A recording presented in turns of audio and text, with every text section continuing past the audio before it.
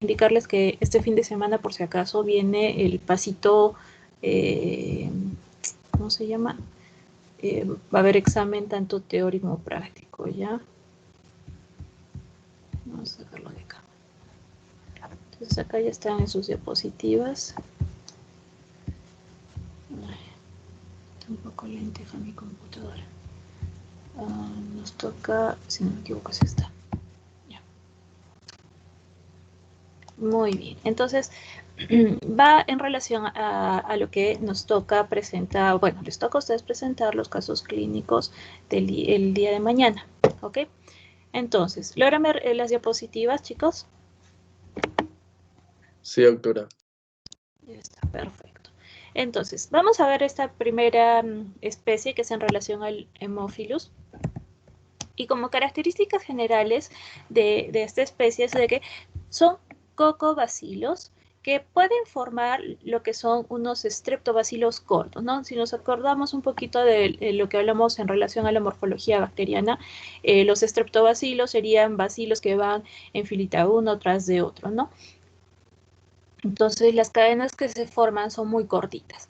Son gram negativos, no presentan movilidad, no van a formar esporas, son anaerobios facultativos y a raíz de esto pues también pueden ser o pueden vivir bajo condiciones de microaerofilia. Para su crecimiento, para su desarrollo, van a utilizar factores sanguíneos como son los factores sanguíneos 5 y 10. Además de eso, cuando yo hago las pruebas de diferenciación, voy a ver de que son oxidasa positivo y catalasa positivo. Las pruebas de la oxidasa, le vamos a ver cómo es que se da este viraje mediante una tira reactiva hacia un color púrpura, y en relación a la catalasa, que también lo hemos visto anteriormente, que es esta reacción con el peróxido de hidrógeno, el 3%, ¿no? Que yo lo he echado unas gotitas sobre una muestra de colonias y si es positivo, pues se presentaban abundantes burbujas de oxígeno. Además de eso, pueden formar parte de la microbiota a nivel del aparato respiratorio superior, ¿no? Específicamente lo que es el Haemophilus haemolyticus y el Haemophilus parainfluenzae. Entonces, ¿es normal que los encuentre? Sí, pero los que son considerados patógenos, vamos a tener el Haemophilus influenzae tipo B y el Haemophilus ducreyi. Entonces, cuando nosotros en el laboratorio tenemos una muestra sospechosa de un Haemophilus, vamos a empezar a realizar el aislamiento de esta bacteria utilizando los siguientes agares que son específicos para el aislamiento de Haemophilus, como es el agar Levinthal, tenemos el agar Fildes, el que ya conocemos, el agar sangre. En este caso, este agar sangre, no usamos el sangre de tipo vino porque inhibe el desarrollo de hemófilos hemolíticos. Entonces, ¿qué utilizamos? Utilizamos sangre de conejo o sangre de equino. Y en este agar sangre, nosotros realizamos una prueba específica que es la prueba del satelitismo y esto se hace con una estría, ¿no? Una interacción que va a haber del Haemophilus con el Staphylococcus aureus, que lo vamos a ver también en las siguientes diapositivas. ¿Listo? Y también tenemos que va a crecer en el agar chocolate, ¿no? Y vamos a ver qué tipo de colonias se van a formar. Entonces, en cualquiera de estos agares los vamos a llevar a 37 grados por un periodo de 24 a 48 horas y se les adiciona CO2, porque acuérdense que son anaerobios facultativos y que debe de crearse un ambiente de microaerofilia para que puedan crecer. Por eso es que se les adiciona el CO2. ¿Listo? Una mención muy aparte es en cuanto al Haemophilus ducreyi, su periodo de crecimiento es un poco más largo, ¿no? Demora entre 2 a 9 días. Para el Haemophilus influenzae, pues el periodo es hasta 2 días, ¿no? 48 horas. Entonces, después de pasado este tiempo, ¿no? Las características de las colonias que yo voy a identificar en estos agares son colonias húmedas, incoloras, que tienen el aspecto como que de gotitas de rocío. Son convexas, con un diámetro aproximado entre 1 a 2 milímetros y un desarrollo junto al Staph aureus, que era lo que les mencionaba, ¿no? Y a lo cual se le llama el fenómeno de satelitismo, ¿no? Es que es una prueba que se va a realizar en agar sangre. Entonces, estas son mis pruebas o digamos mis agares para hacer el aislamiento del hemófilos. Ojo, ojo con eso. Después de que yo lo he aislado, ¿no? Que lo he cultivado en el laboratorio, pues voy a agarrar y voy a hacer las pruebas de diferenciación, ¿no? Las distintas pruebas diferenciales. Entonces, para eso nosotros utilizamos, por ejemplo, pruebas que van para evaluar el requerimiento del factor 10 sin 5. No, acuérdense de que usan estos factores para poder desarrollarse, ¿no? Y eso lo vamos a ver con distintas pruebas.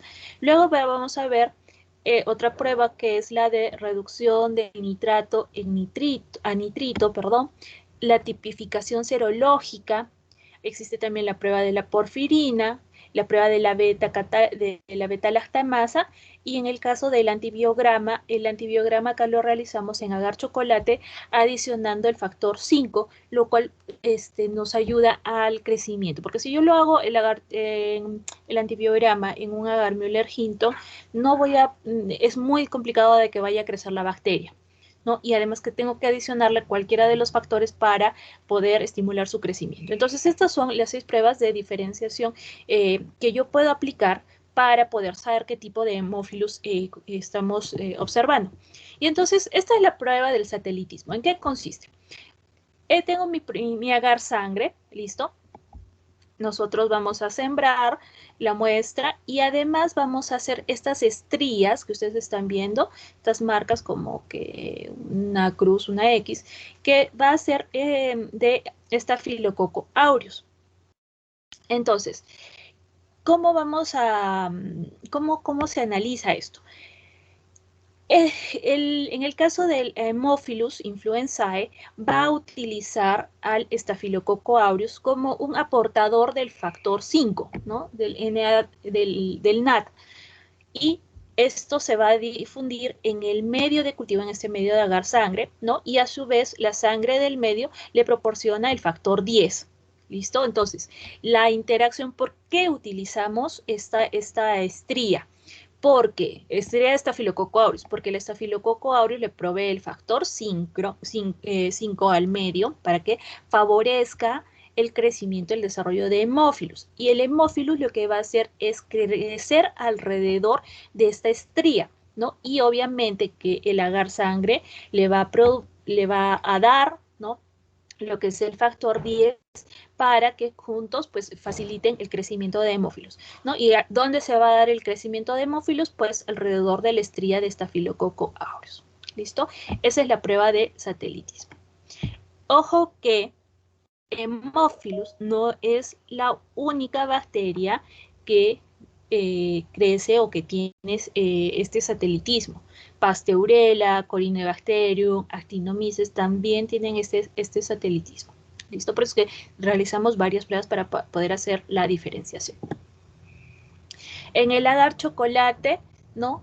Es un agar que también tiene en base sangre, y que en estos medios nosotros vamos a ver el crecimiento de las colonias, ¿no? Hemos dicho que la colonia tiene la apariencia de como si fueran gotas de rocío, ¿no? Son pequeñitas, redondas, alrededor de 1 a 2 milímetros, ¿no? Y que además son convexas, a veces el tono es un poco blanquecino, ¿listo? Entonces el agar chocolate es un agar que facilita el crecimiento de este hemófilos. Entonces, ¿por qué utilizamos este agar chocolate? Porque como tiene agar sangre, ¿no? Facilita el crecimiento de hemófilos. Acá más bien la diferencia entre el agar sangre y el agar chocolate es que en el agar chocolate los glóbulos rojos, los eritrocitos ya están lisados, ¿no? Porque el agar ha sufrido o ha sido sometido a temperaturas altas. Entonces con eso liberamos o lisamos los eritrocitos y liberamos todos los factores que Haemophilus va a necesitar para crecer, ¿no? Luego tenemos el agar Levinthal, que también es un agar que me permite favorecer el crecimiento de este Haemophilus, ¿no? Entonces, igual que el agar chocolate, ¿no? Vamos a ver de que es un medio específico enriquecido para favorecer el crecimiento de lo que es el Haemophilus, ¿no? Basándonos en las mismas características, ¿no? Siempre fíjense o trabajando con estos medios, pues lo que nosotros nos vamos a fijar es qué tipo de características se va a mostrar en la colonia, ¿no? Si nosotros vemos la diapositiva anterior y la comparamos con el medio Levinthal, ¿no? Vamos a encontrar igual, ¿no? Las colonias son como gotas de rocío, igualmente el tamaño alrededor de los 2 milímetros, ¿listo? Que son convexas. Este tipo de agar, igualmente que el agar Fildes, es un agar que se caracteriza por ser un péptido de sangre, ¿no? Y que también va a contener el factor 5 y el factor 10, ¿no?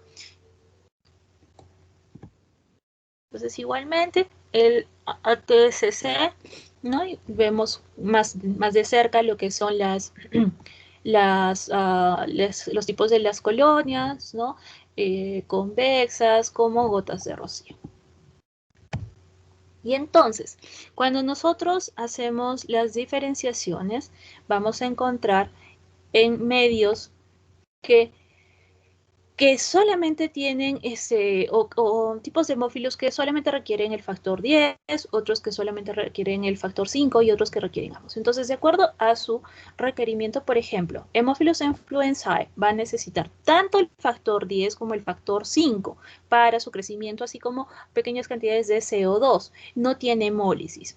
Por ejemplo, el Haemophilus ducreyi solamente va a necesitar el factor 10, no necesita del 5 y tampoco necesita de las cantidades de CO2. El parainfluenzae, ¿no? Para diferenciarlo del influenzae, ¿no? Requiere del factor 5. Es variable la cantidad de CO2 también que vamos a tener. Pero esos son, digamos, los tres más comunes, ¿no? Tipos de hemófilos que vamos a estudiar.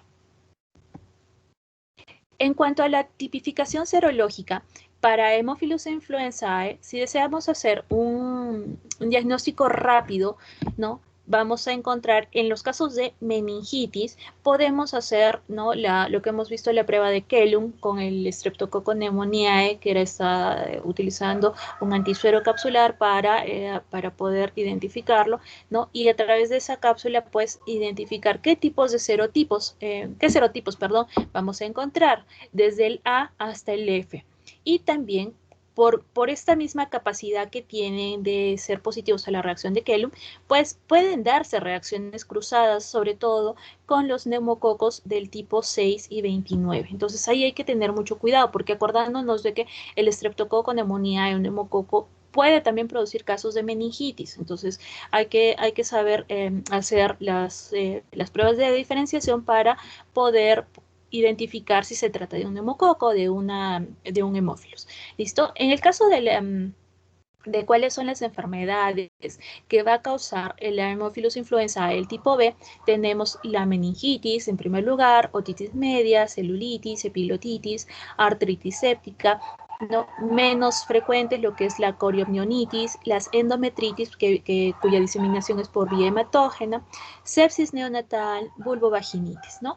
En el caso de ser no tipificable, es decir, que no pertenezca o no pueda ser identificado el serotipo, generalmente nos producen sinusitis aguda, bronquitis crónica, las traqueobronquitis aguda, la neumonía y coriopnionitis, pero por vía ascendente, cuando eso sucede más que nada al momento del parto.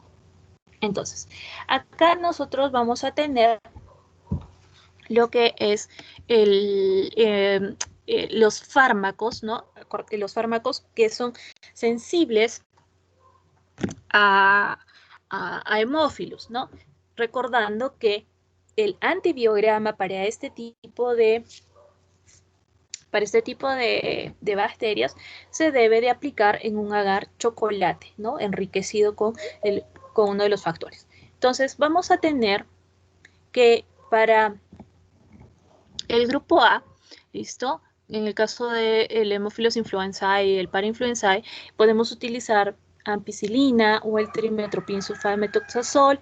Como grupo B, ¿no? Que sería nuestra segunda opción, lo que es ampicilina sulbactam, cefuroxima por vía parenteral, ¿no? Cefotaxima, ceftazidima, ceftriaxona, cloranfenicol o meropenem. Y ya como, digamos, como grupo C, que ya es, digamos, selectivo, utilizamos acitro, claritromicina, astrionam, ampicilina, amoxicilina con ácido clavulánico, cefaclor, ceftir, cefixima, cefopodoxima, cefuroxima, ciprofloxacino, levofloxacino, lomefloxacino, moxifloxacino, ofloxacino, no, macrólidos.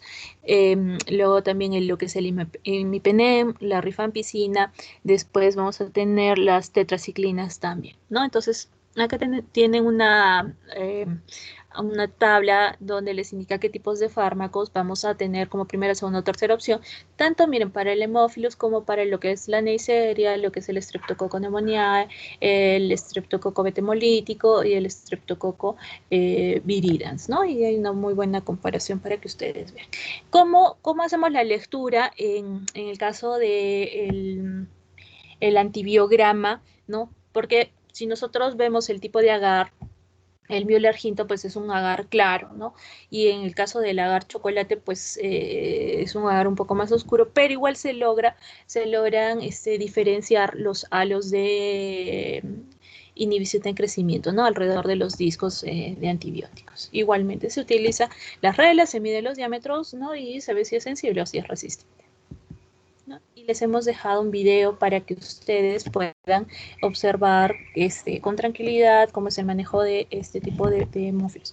Algo que quería mencionarles y que no lo hemos profundizado es en relación a, por ejemplo, la prueba de la porfirina, donde sabemos que el hemófilus va a depender del factor 10. Entonces, estas cepas van a carecer de una enzima que va a catalizar la reacción inicial para lo que es la síntesis del grupo hemo. Entonces, la detección de las porfirinas nos va a indicar que la bacteria, que el hemófilus, pues es capaz de sintetizar endógenamente lo que es el grupo hemo y no requiere de una fuente exógena de factor 10. Entonces, en el caso del hemófilus, vamos a ver que puede sintetizar lemina porque tiene una enzima, ¿no?, que va a actuar por acción de lo que es el porfobilinógeno, ¿no? Porfobilinógeno sintetasa es la enzima que va a ayudarnos a esta síntesis. Entonces, ¿cómo detectamos esta prueba?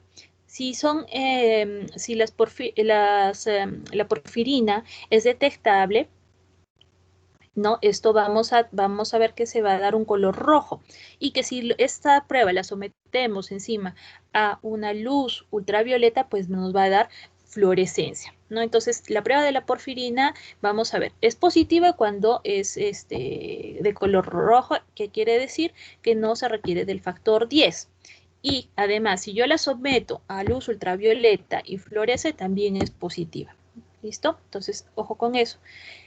Y después, en el caso de las pruebas de tipificación serológica, además de lo que hemos visto de las cápsulas, ¿no?, para ver de la A a la F, también se puede utilizar lo que es la aglutinación en láminas, lo que es la coaglutinación para detectar lo que sería la proteína A de la bacteria, ¿no? Lo que es también la inmunofluorescencia y la inmunoelectroforesis, que también son pruebas de tipificación serológica. ¿Listo?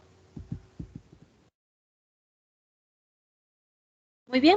Eso es en relación al Haemophilus influenzae, a la especie Haemophilus. Luego tenemos las Neisserias. En el caso de las Neisserias, como característica general, y que lo hemos visto también en las primeras clases, es que son diplococos gram negativos, que tienen como forma de frijolito, ¿no?, o medio reniforme, son intracelulares, como están viendo acá, y también van a requerir de CO2, por eso se les dice que son capnófilos. Entonces, por ejemplo, cuando yo tengo una muestra de secreción uretral, vamos a encontrar estos cocos, diplococos gram positivos dentro de las células y acompañados además de gran cantidad de neutrófilos.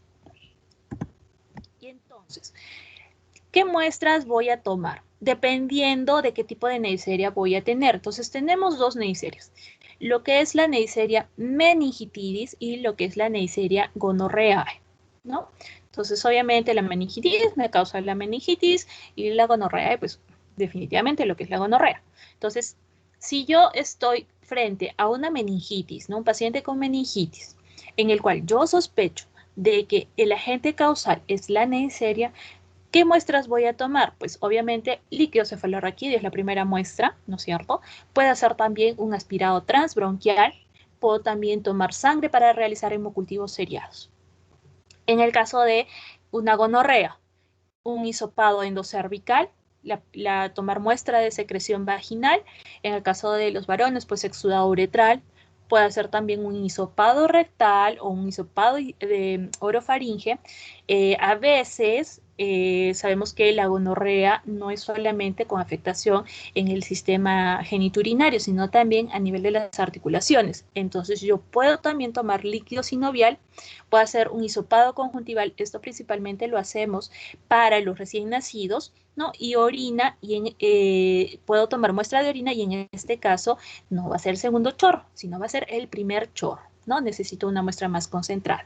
Y todo esto, pues todas estas muestras, yo las llevo al examen microscópico y también hago la preparación del sedimento, ¿no? Que ustedes ya lo hemos hablado en las primeras prácticas. Y entonces, al igual como hablamos para al Haemophilus de emplear, ¿no?, medios de cultivo para el aislamiento de la bacteria, ¿no?, igualmente en el caso de la Neisseria yo voy a utilizar una serie de agares para poder aislarlo, ¿no? ¿Qué tipo de agar? El agar chocolate y este agar, el agar Thayer-Martin modificado. ¿En qué consiste este agar Thayer-Martin? Es un agar que va a traer vancomicina, colistina, nistatina y trimetoprim dentro de su composición. Entonces, ¿para qué? Para poder evitar o inhibir el crecimiento de otras bacterias, ¿no? Lo que son cocos gram positivos y lo que serían bacilos gram negativos. ¿Por qué? Porque si yo tengo una muestra que viene, por ejemplo, del tracto urinario, obviamente se puede contaminar con las bacterias, ¿no?, propias de la flora del aparato. Entonces, utilizamos este tipo de agares para muestras que están contaminadas con la microbiota, ¿no? Con la microbiota normal, ¿no? Gracias a su composición con estos fármacos, pues inhibimos el crecimiento de esas bacterias que me están contaminando el medio, ¿ok? Tanto para el agar chocolate como para el agar Thayer-Martin, yo los voy a someter a 35 grados por 24 a 72 horas, ¿no?, con CO2 para empezar a ver el crecimiento de las colonias. Algunas cepas, ¿no?, van a crecer a temperaturas de 37 grados, ¿no?, un poquito más, o van a requerir, ¿no?, hasta 72 horas. Entonces, pasado todo este tiempo, ¿cuál va a ser o cómo va a ser las características que van a presentar las colonias de Neisseria? Son colonias que tienen un color blanco grisáceo, opacas, convexas, que van a medir entre 0.5 a 2 milímetros, de borde liso o también puede tener un borde lobulado. ¿Listo? Después de que yo hago el aislamiento con cualquiera de estos dos medios, dependiendo del tipo de muestra que yo vaya a tener, ¿no?, voy a realizar las pruebas diferenciales. ¿Qué pruebas diferenciales? Pues vamos a emplear la oxidasa, ¿no? También son oxidasa positivos. Esto lo usamos con, como les dije, con un marcador para ver la oxidasa. Si vira hacia un color púrpura, pues es oxidasa positivo. Luego tenemos la prueba de la catalasa, ¿no?, que es la interacción con el peróxido de hidrógeno. También hacemos tipificación serológica específicamente para el caso del meningococo. Hacemos también la fermentación de los azúcares, ¿no? Donde vamos a ver que puede fermentar glucosa, maltosa, lactosa, sacarosa y a partir de esto hacer la diferenciación. También la producción de las beta-lactamasas y el antibiograma, que también lo hacemos con el agar chocolate más lo que es el isovitralex, ¿no? Que es un compuesto que se le adiciona al agar y en un ambiente con CO2. Y entonces nosotros acá tenemos el tipo de colonias, ¿no? Que hemos dicho que son colonias convexas. Acá, por ejemplo, tenemos colonias lobuladas, de bordes lisos, de un color medio blanquecino, de que miden entre 0.5 a 2 milímetros. La prueba de la diferenciación o fermentación de azúcares es muy importante, digamos, es lo que más nos va a guiar para conocer con qué tipo de Neisseria estamos, estamos haciendo frente. Entonces, hemos dicho que los azúcares que nosotros utilizamos en este estudio son la glucosa, ¿no? La maltosa, la sacarosa y la lactosa. A algunos casos se les adiciona la prueba de la DNasa. Entonces, por ejemplo, Neisseria gonorrheae me va a fermentar glucosa. Acuérdense de G de glucosa, G de gonorrea. El resto de los azúcares pues no los va a fermentar. En el caso de Neisseria meningitidis fermenta glucosa, pero además fermenta maltosa. M de maltosa, M de meningitidis, para que se acuerden. Entonces, glucosa y maltosa es de meningitidis y glucosa sola es de gonorrea. Neisseria lactámica, fermenta glucosa, maltosa y también lactosa, por eso su nombre. Neisseria zika me fermenta glucosa, maltosa, sacarosa. Neisseria cinerea no me va a fermentar ninguno de estos azúcares, al igual que la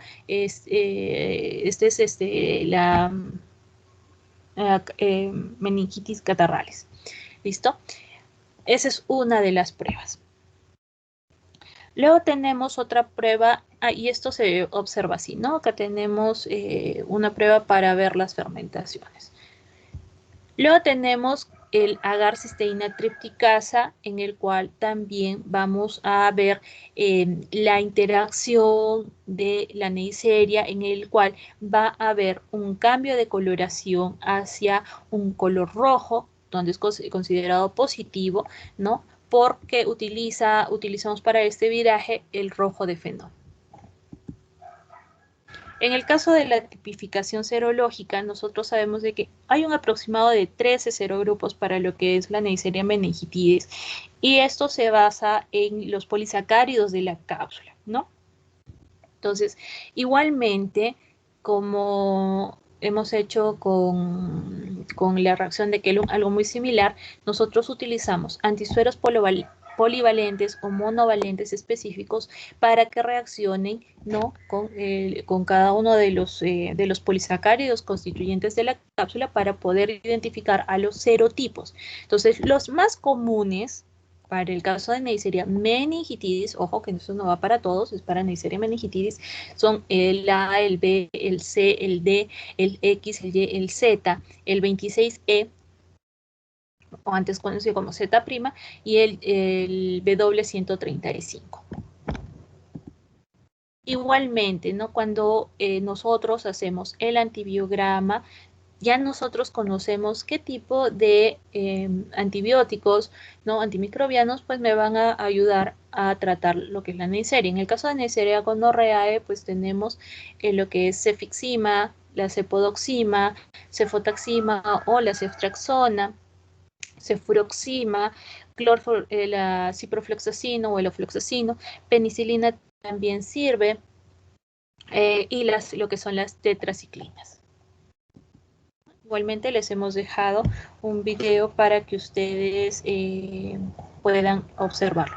Algo que no está y que acá nos indican es las pruebas de la beta-lactamasa, ¿no? Estas pruebas o esta producción de la beta-lactamasa, nosotros analizamos un cambio de color rojo hacia un color amarillo de una cefalosporina que es cromogénica, cuando la fracción amida que está unida al anillo beta-lactámico va a ser hidrolizada por las beta-lactamasas presentes en estas bacterias. Esa es la prueba de las beta-lactamasas, ¿no? El viraje de color de rojo-amarillo, ¿no? Cuando se une al anillo, el anillo beta-lactámico va a ser hidrolizado por la beta-lactamasa de la bacteria. ¿Ok? Después, acuérdense de las enfermedades que produce, por ejemplo, en el caso de Haemophilus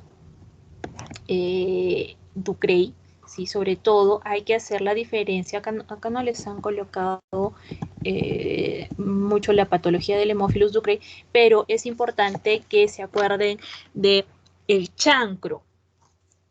¿Sí? Haemophilus ducreyi me va a producir un chancro, que es una lesión ulcerada, ¿no? Que es muy similar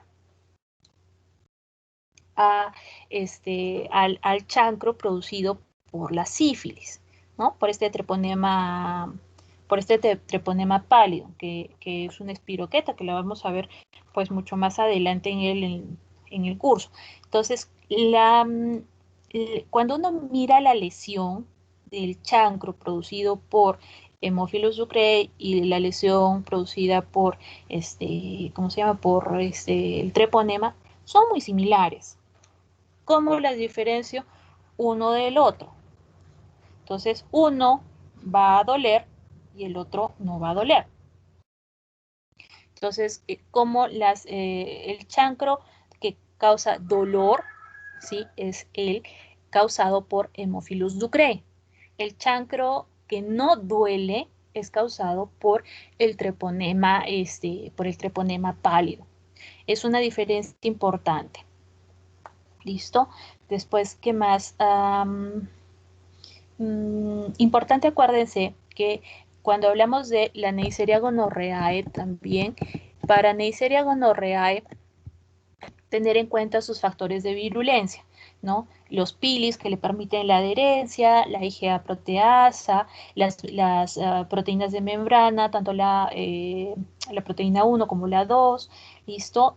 Eso es importante. Además, también acuérdense de que este tipo de bacterias, hemos dicho que son diplococos gram negativos, ¿ok? Y que generalmente los que son bacterias gram negativos son productoras de exotoxinas. En este caso, no produce exotoxinas. ¿Listo? Y tiene la endotoxina, que es el lipopolisacárido. ¿Listo? Después, ¿qué más? Para que quede todo esto. Ya, y en el caso de la Neisseria meningitidis, las vacunas que nosotros tenemos para Neisseria meningitidis, que se aplican dentro del patrón nacional de vacunación, ¿listo? Son vacunas que son justamente contra estos antígenos capsulares. Junto contra estos serotipos hay vacunas contra el antígeno capsular, ¿no? Específicamente contra el A, contra el C, contra el Y y contra el W135. ¿Listo? Esas son las más, los antígenos que utilizamos en las vacunas. No utilizamos contra el B. ¿Listo? No, y las vacunas no contienen esos antígenos. Después, cuando tenga este tipo de meningitis, como se da en pacientes pequeñitos, no siempre la fiebre, la rigidez en la nuca, el tipo de vómitos, el que estén medios letárgicos o sean niños muy alterados, y algo importante, pueden presentar un rash, ¿sí? Como petequias, como puntitos por todo el cuerpo, entonces lo cual a veces hace confundir, si es que uno no hace correctamente la evaluación neurológica, pues va a hacer confundirlos con alguna enfermedad eruptiva, ¿no? De origen viral. Además, si yo no trato este tipo de meningitis de la forma más adecuada, pues puede evolucionar a cuadros de una septicemia, ¿no? Que se le conoce como una meningococcemia. Y entonces acá los pacientitos siguen con fiebre, siguen presentando pues estos rash con petequias, va a haber hipotensión y puede ser también fulminante. Ojo con la Neisseria meningitidis, porque puede causarnos hemorragia de las glándulas adrenales y eso se conoce como el síndrome de Waterhouse-Friderichsen. Entonces, cuando tengo meningitis con afectación o hemorragia de glándula suprarrenal, ya es este síndrome de Waterhouse. ¿Listo? Además, pues, y siguen presentando, siempre es característico la fiebre, la hipotensión y el rash en petequias. ¿Listo? Después, ¿qué más? En relación a esto, pues, ¿qué más me falta con las meningitis que no les han colocado acá? Para redondear todo, creo que eso sería principalmente, ¿no? Y sí, sí, sí. ¿Listo? Entonces, eso sería en relación tanto a Haemophilus, ¿no? Los distintos tipos de Haemophilus influenzae, Haemophilus ducreyi, que son, digamos, lo que más nos interesa, y las Neiserias, ¿no? La Neisseria meningitidis y lo que es la Neisseria gonorrhoeae. ¿Listo? Muy bien. ¿Alguna pregunta, chicos? Doctora, cuando se refirió a la diferenciación ay, de la meningitis se me olvidó, por otra que no es la Haemophilus, ¿cómo dijo que se diferenciaba? No le entendí bien ahí, al inicio. De Haemophilus influenzae, no. O O sea, Neisseria meningitidis con otras meningitis. exacto, porque dijo que la neumonía también daba meningitis, y Ujú. entonces dijo algo que se diferenciaba. Ya, a ver, cuando hemos visto en el caso de la Neisseria meningitidis, ¿listo? Primero que nada, la forma de diferenciar viene de acuerdo al aislamiento. Si yo pienso en un Streptococcus pneumoniae que me está causando una meningitis, ¿listo? Va a crecer en los agares normales. Si fuera una Neisseria meningitidis y yo utilizo agar nutritivo, por ejemplo, para el aislamiento, no va a crecer. ¿Listo? Entonces, empezando por eso. Para que sea Neisseria meningitidis, va a crecer solamente en estos medios, agar chocolate o agar Taller Martin. Además de eso, pues vamos a tener lo que es las pruebas de diferenciación, ¿no? Sobre todo las pruebas de fermentación de azúcares, ¿no? Sobre todo meningitis que va a fermentar lo que es la glucosa y la glucosa y la maltosa, ¿ya? Y en el caso de los antisueros, ¿no? Que se acuerdan de que cuando hemos hecho la reacción de Kellum, utilizamos también un antisuero capsular para hacer la serotipificación también, ¿no? Para Neisseria meningitidis utilizamos antisueros capsulares especiales para Neisseria para poder diferenciar estos serotipos. Entonces, cuando hacemos siempre los diagnósticos de microbiología, es muy importante conocer o que el clínico nos mande su sospecha. Entonces, la asociación con la clínica va de la mano. Si es que yo no hago un buen estudio, digamos, un buen examen clínico, pues no puedo mandar un líquido cefalorraquídeo y decir, pues, no sé qué es y ustedes encárguense de decirme de qué bacteria es. Eso no es posible, porque no estamos para adivinar. Entonces, se manda, por ejemplo, el líquido cefalorraquídeo pensando por la edad del paciente, ¿no? Si es un paciente chiquitito, un paciente pequeño de entre los 6 meses hasta los 2 años aproximadamente, pues tiene mucha más chance de que sea una meningitis por Neisseria, que sea por un estreptococo. No, el estreptococo, más lo voy a asociar a una meningitis en personas adultas, ¿no? Que de repente hayan tenido un compromiso pulmonar previo y que sea complicado. Puede ser. ¿Listo? Pero si yo tengo un pequeñito, un neonato, ¿no? Lo primero que voy a pensar, pues, es en una Neisseria meningitis. ¿listo? Entonces, los datos clínicos también son muy importantes, ¿correcto? ¿Alguna otra pregunta?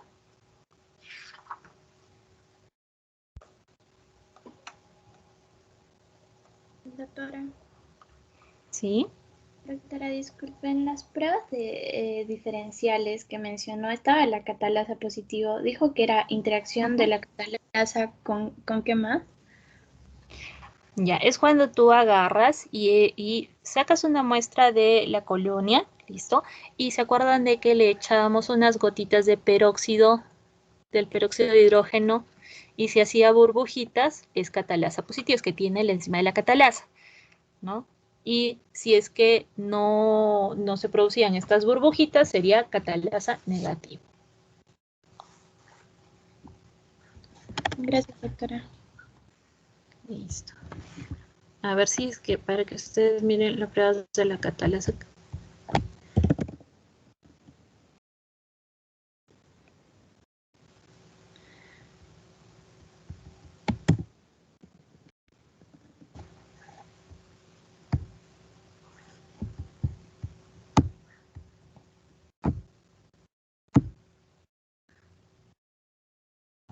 Entonces, igualito, yo de un medio de aislamiento con una asa retiro una muestra representativa de una colonia, la coloco sobre una lámina, ¿no?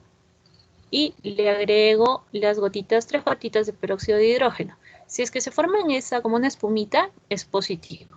Si es que no hay estas burbujas, pues es catalasa negativo, ¿no? Y es en relación a la producción de catalasa, ¿no? Por parte de este tipo de la enzima catalasa por parte de las bacterias. ¿Ok? ¿Alguna otra pregunta?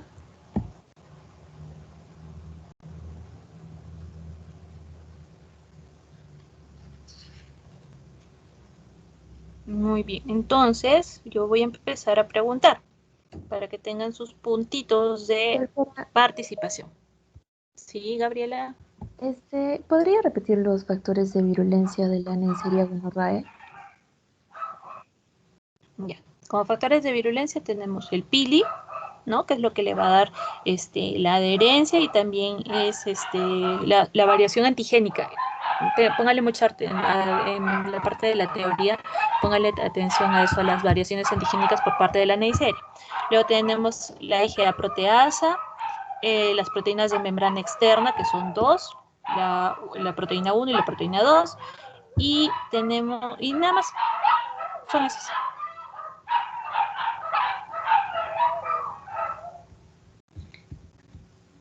¿Listo? Gracias. ¿Alguna otra pregunta? De nada. ¿Alguna otra pregunta?